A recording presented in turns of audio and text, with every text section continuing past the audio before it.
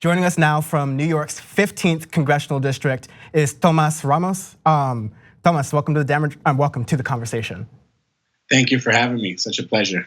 Thank you. So first off, I wanted to kind of get into your background a little bit. You are a first generation American from Dominican Republic, I believe? Correct, yes. My parents migrated in the early 80s for a better future, for better opportunity. So I've been born and raised in New York City. Moved around a lot as a young person because of my father's incarceration and my mother being a single mom raising 4 children on her own. And she just wanted us to have the best opportunity to prosper. And she moved us to an upper middle class community in the suburbs of Philadelphia so we can get a good education.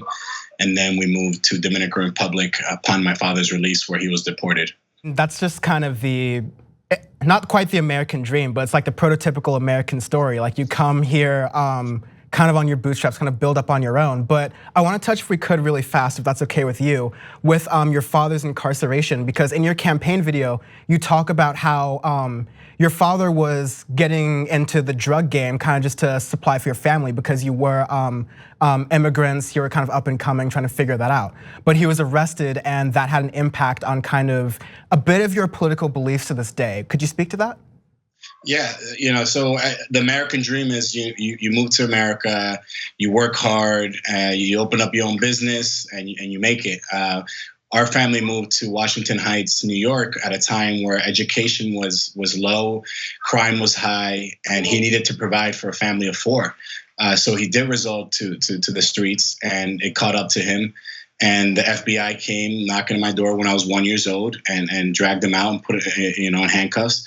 And he paid the price for it. The one thing that a lot of people don't understand is, my mom, he left an entire family by themselves. So when I talk about the cycle of poverty, when I talk about generational poverty and mass incarceration, how it disrupt our communities, low-income communities of color, there's no support system for our single mothers, and I'm the prime example of that.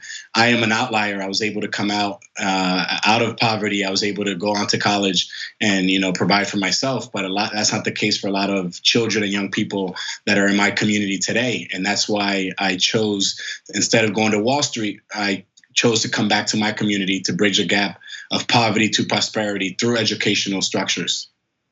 Yeah, when you're talking about having the opportunity to go to Wall Street, that's a big kind of step because a lot of folks of color, they get to college, as you did. I believe you went to Temple University, and they get there and they kind of have this sort of crossroads where, do I kind of advance myself so I can at least, I think, maybe kind of speaking personally, but you want to kind of see if you can make better for the future, for future generations, or do you go back to your community and decide to use the skills and things you learned from university and college to try to better that community? Was that a similar kind of dichotomy you fought with while you were kind of deciding what to do after college and what you wanted to do with the skills you learned?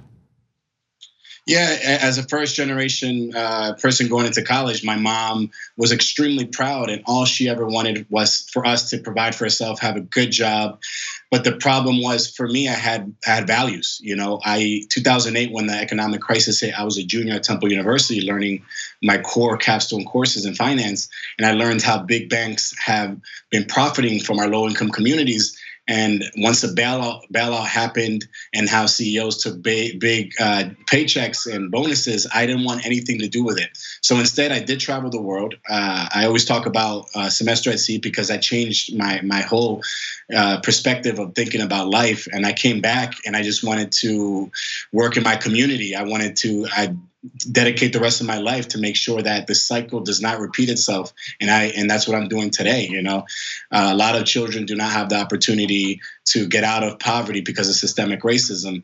And I'm very well aware of it because I lived it.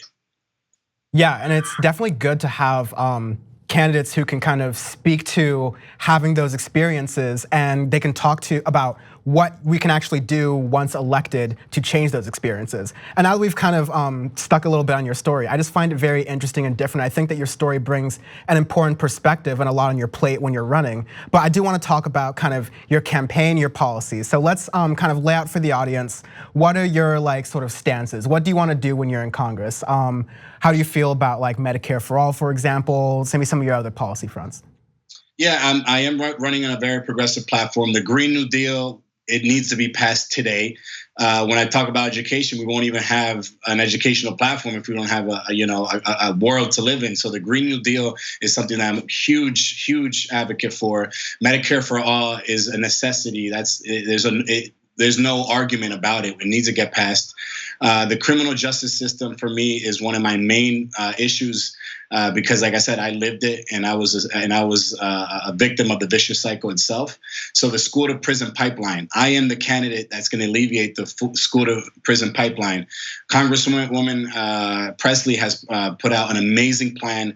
I want to support her in that act that she implemented, but I also have my own ideas when it comes to our criminal justice system. When we talk about systemic racism, we talk about somebody that has been formerly incarcerated coming out and trying to find a job, trying to get housing, trying to get their back on their feet. But the system is set up so recidivism is inevitable, and they result back to getting on the streets because they cannot get a job because of their criminal history record. They cannot get public housing because they have a felony conviction.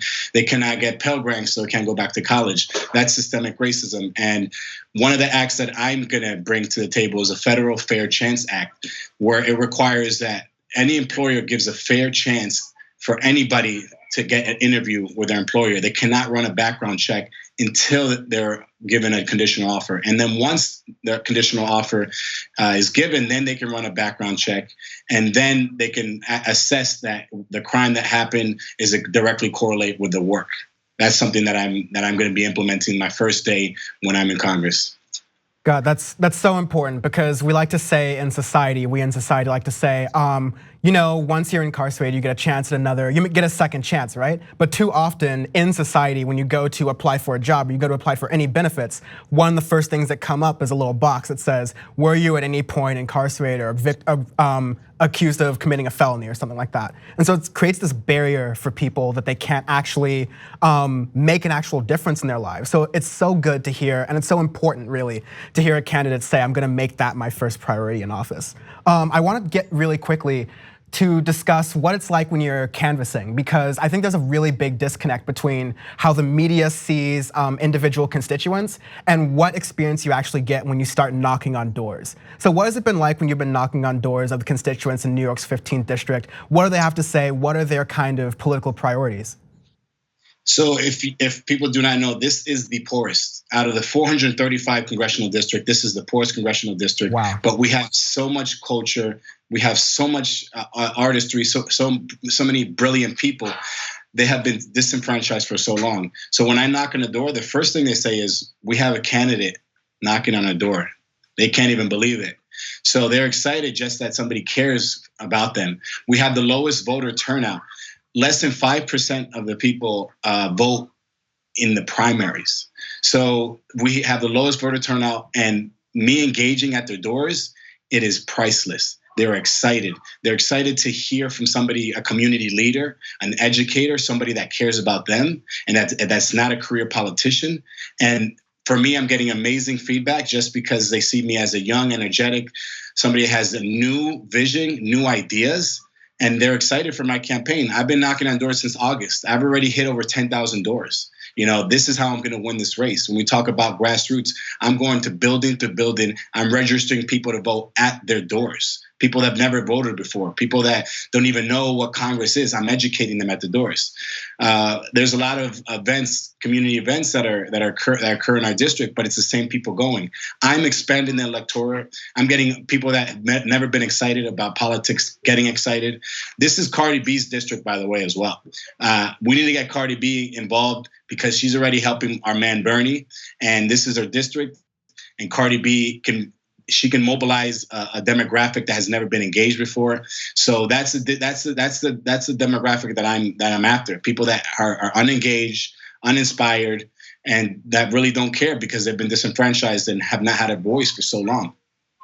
Yeah, it's great that you mentioned Cardi B there, because I think recently she talked about wanting to kind of go back to school and get involved in the political process. So I think it'd be awesome one day if she can join you in Congress to tell you, like, to work with you to pass these sort of bills. But that's really good to hear.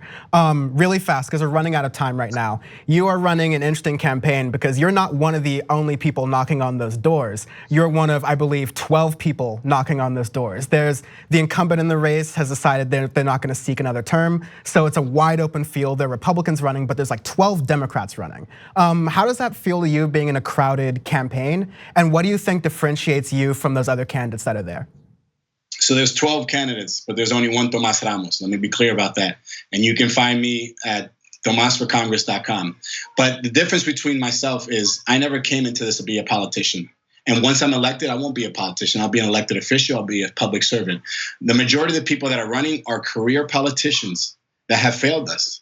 This district has been represented by a career politician, and for us to get to a place where we're not impoverished and disenfranchised, we need one of us. We need someone that has lived these realities, someone that has dedicated their life to making sure that every child is born born into prosperity and opportunity for upward mobility. What makes me different than everybody else is that the criminal justice system has not only affected my father, but has affected myself as well. I normally don't talk about my 40 days that I spent in Rikers Island when I was wrongly incarcerated. So it took an effect on myself, and that's what's going on in our community.